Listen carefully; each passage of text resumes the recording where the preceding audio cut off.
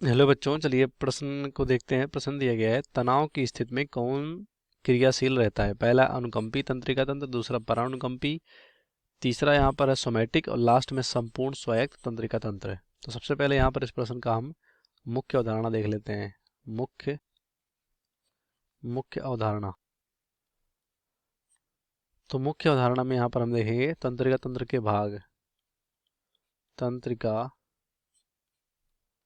तंत्र के भाग या सिंपल बोल सकते हैं प्रकार। तो जो तंत्रिका तंत्र होता है मानव में दो दो प्रकार का होता है। मुख्य तंत्रिका तंत्र, इसमें कि ब्रेन और स्पाइनल कार्ड आते हैं, और परिधीय यानी पेरिफेरल, परिधीय परिधीय तंत्रिका तंत्र। तो परिधीय तंत्रिका तंत्र में यहाँ पर हमारे जो क्रेनियल नर्व और स्पाइनल नर्व होते हैं ये सब आते हैं, जिसमें कि यहाँ पर फिर से बढ़ते हैं तो ऑटोनॉमिक नर्वस सिस्टम और सोमैटिक, ये दो आ जाते हैं फिर। तो यहाँ पर जो हमारा ये दो डिवाइड होंगे, ऑटोनॉमिक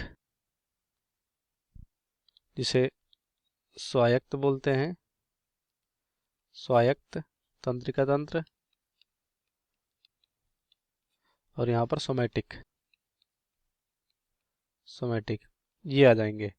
उसके बाद जो हमारा यहाँ पर ऑटोनॉमिक होता है ये वाला, इसमें फिर दो भागों में डिवाइड करेंगे, ये दो भागों में, जिसमें कि आएगा पैरासिम्पैथेटिक यानी प्राणुकंपी तंत्रिका तंत्र, और दूसरा आएगा हमारा अनुकंपी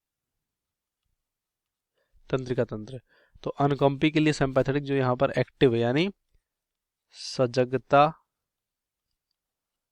सजगता अलर्टनेस यहाँ पर, और सक्रियता यहाँ पर दो होते, जैसे कि हमारा हृदय का जो धड़कन है वो बढ़ जाता है, इस तरह सांस तेज हो जाती है, इस तरह से अनुकंपी। और परानुकंपी में जैसे कि रेस्ट, आराम, जिससे कि हार्ट बीट और जैसा यहाँ पर स्लो होता है, आराम, और डाइजेस्ट यानी आराम होगा और पाचन यहाँ पर सही से होगा, इस तरह से। तो ये हमारे यहाँ पर इस तरह से काम करते हैं। तो क्या बोला गया? तनाव, तनाव यानी यहाँ पर कह सकते हो एक्टिव और अलर्टनेस होगा। तो हमारा कौन सा राइट आंसर होगा? तनाव के लिए यहाँ पर कौन सा राइट आंसर होगा? पहला, अनुकंपी तंत्रिका तंत्र यहाँ पर क्रियाशील हो जाता है, जिससे कि हार्ट बीट, धड़कन ये सब बढ़ जाते हैं, हृदय के धड़कन। तो बाकी यहाँ पर ये सब गलत हो जाएंगे। उम्मीद करते हैं आपको प्रश्न समझ में आएगा। धन्यवाद।